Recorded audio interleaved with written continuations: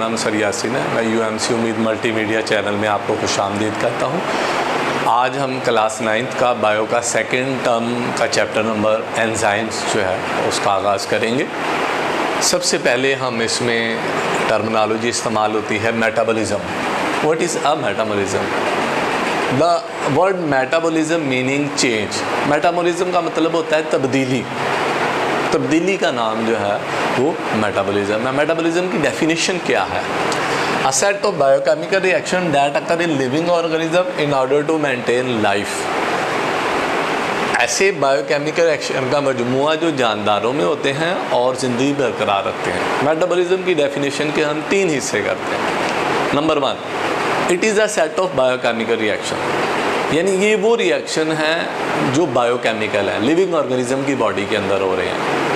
ठीक है, डेटा कर इन लिविंग ऑर्गेनिज्म। और नंबर 2 पॉइंट, ये सारे रिएक्शन जानदारों के जिस्म के अंदर होते हैं, प्लांट्स के अंदर होते हैं, एनिमल्स की बॉडी के अंदर, सेल्स के अंदर, टिश्यूज़ के अंदर ये केमिकल रिएक्शंस जो है वो होते हैं। नंबर 3, इन रिएक्शंस का फ़ायदा ये होता है कि जानदार की ज़िंदगी कायम रहती है, यानी जानदार एनर्जी हासिल करता है इन रिएक्शन से और वो अपनी लाइफ को मेंटेन बरकरार रखता है। तो ऐसे रिएक्शंस बायोकेमिकल रिएक्शन जो जानदारों में होते हैं, जानदार की ज़िंदगी बरकरार रहती है, वो मेटाबॉलिज्म कहलाते हैं। फॉर एग्जांपल, ये एक रिएक्शन है जिसे हम कहते हैं फोटोसिंथेसिस। फोटोसिंथेसिस का रिएक्शन पौधों में होता है। पौधों के पत्तों के लीव्स के अंदर ये रिएक्शन होता है, जिसमें लीव्स के अंदर carbon dioxide water combine with each other and they form the glucose and oxygen. पत्तों के अंदर कार्बन डाइऑक्साइड और पानी आपस में रिएक्ट करते हैं और उसके नतीजे में ग्लूकोज और पानी बनता है। चूँकि ये केमिकल रिएक्शन लिविंग ऑर्गेनिज्म की बॉडी के अंदर होते हैं, लिहाजा ये केमिकल रिएक्शन फोटोसिंथेसिस जो है ये मेटाबॉलिज्म रिएक्शन को जाहिर करेगा। Types metabolism, there are 2 types of metabolism. Metabolism की 2 किस्में हैं। मेटाबॉलिज्म की पहली किस्म कहलाती है एनाबॉलिज्म। एनाबॉलिज्म कौन से रिएक्शन होते हैं? The biochemical reaction in which larger molecule are synthesized. ऐसे बायोकेमिकल रिएक्शन यानी जानदारों में होने वाले रिएक्शन जिसमें बड़े बड़े मॉलिक्यूल बनाए जाते हैं। इसका मतलब है इसमें छोटे मॉलिक्यूल मिलते हैं और बड़े मॉलिक्यूल बनते हैं। इसको हम आइए एक एग्जाम्पल के ज़रिए एक्सप्लेन करते हैं। फोटोसिंथेसिस का रिएक्शन पौधों में होता है जिसमें कार्बन डाइऑक्साइड और वाटर आपस में मिलते हैं, उसके नतीजे में ग्लूकोज और ऑक्सीजन बनता है। जैसा कि आप रिएक्शन में गौर कर रहे हैं, कार्बन डाइऑक्साइड एक छोटा मॉलिक्यूल है, स्मॉल मॉलिक्यूल है, वाटर भी एक स्मॉल मॉलिक्यूल है। जब दोनों ने रिएक्शन किया उसके नतीजे में एक लार्ज मॉलिक्यूल बड़ा मॉलिक्यूल बना जिसको हम कहते हैं ग्लूकोज। C6H12O6 ये एक लार्जर मॉलिक्यूल है और साथ ऑक्सीजन का मॉलिक्यूल बना। तो हम और ये रिएक्शन जानदारों में हो रहा है। हमने कहा एनाबॉलिज्म ऐसा रिएक्शंस है जिसमें बड़े बड़े मॉलिक्यूल्स आर सिंथेसाइज बनते हैं। Biochemical reaction in which larger molecule are synthesize. और अगर आप गौर करें तो छोटे मॉलिक्यूलों से लार्जर मॉलिक्यूल बन रहे हैं। तो ऐसे रिएक्शन जो लिविंग, अच्छा इसकी शर्त यह है कि ये रिएक्शन सिर्फ जानदारों में होता है, तभी ये एनाबॉलिज्म कहलाएंगे। ये बेजानदार नॉन लिविंग बॉडी में ये रिएक्शन एनाबॉलिज्म नहीं कहला सकते। दूसरी किस्म मेटाबॉलिज्म की कैटाबॉलिज्म कहलाती है।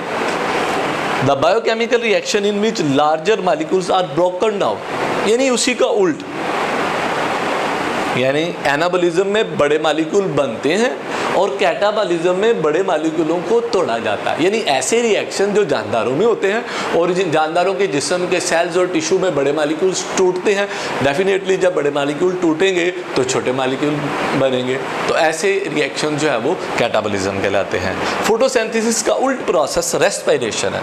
ये रेस्पिरेशन का प्रोसेस एनिमल के हर सेल्स में भी होता है क्योंकि इस प्रोसेस से एनर्जी पैदा होती है, और प्लांट के हर सेल्स में भी होता है। रेस्पिरेशन बहुत ज़रूरी है। अगर जिस सेल में रेस्पिरेशन ही होगी उस सेल की डेथ क्या हो जाएगी। इस रिएक्शन में अगर आप गौर करें तो glucose C6H12O6 combine with oxygen, glucose oxygen के साथ मिलता है जिसके नतीजे में कार्बन डाइऑक्साइड और ऑक्सीजन बनते हैं और एनर्जी ATP पैदा होती है। इस रिएक्शन में अगर आप गौर करें तो ग्लूकोज एक लार्जर मॉलिक्यूल है। जब रिएक्शन हुआ तो ये मॉलिक्यूल ब्रेक डाउन हो गया, टूट गया और उसके नतीजे में छोटे छोटे मॉलिक्यूल पैदा हो गए। यानी ऊपर आपने देखा एनाबॉलिज्म में लार्जर मॉलिक्यूल छोटे से बने और यहाँ आप गौर करें तो लार्जर मालिक्यूल टूटा तो छोटे मालिक्यूल बने, यानी उसका इन्वर्स उल्ट है। तो ऐसे रिएक्शन जिसमें बड़े मालिक्यूल टूट जाते हैं और छोटे मालिक्यूल बनते हैं, ऐसे रिएक्शंस को हम कैटाबॉलिज्म का नाम देते हैं। Enzymes Enzymes are the protein that catalyze biochemical reaction that are not changed during the reactions. Enzyme की डेफिनेशन के हम 3 हिस्से करते हैं।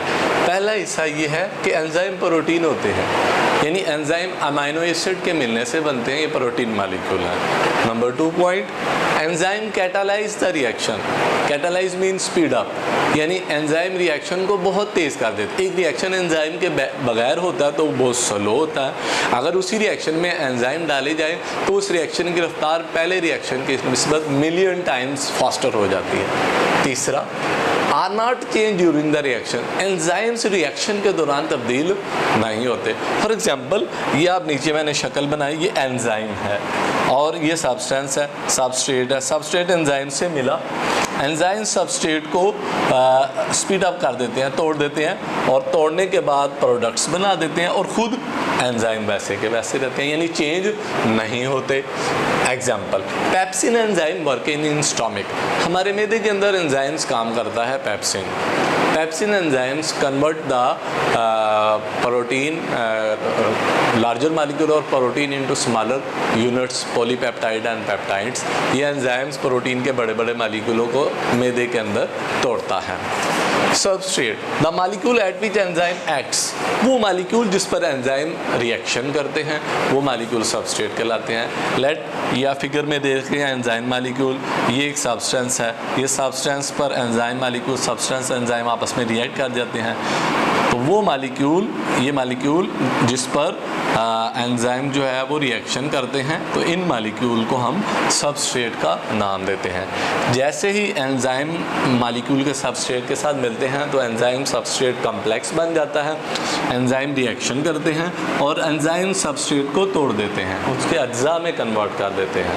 ठीक है, लेट, ये बड़ा मालिक्यूल प्रोटीन था तो इसके छोटे अज्जा बन गए amino acids.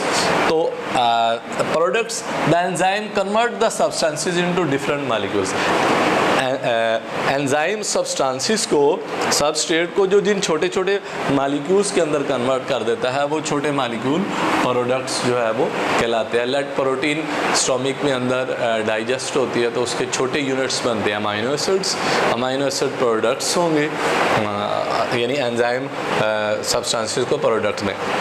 Activation energy, the minimum energy required to start a reaction. किसी भी रिएक्शन को स्टार्ट करने के लिए जो कम से कम एनर्जी दी जाती है उस एनर्जी को हम एक्टिवेशन एनर्जी का नाम देते हैं।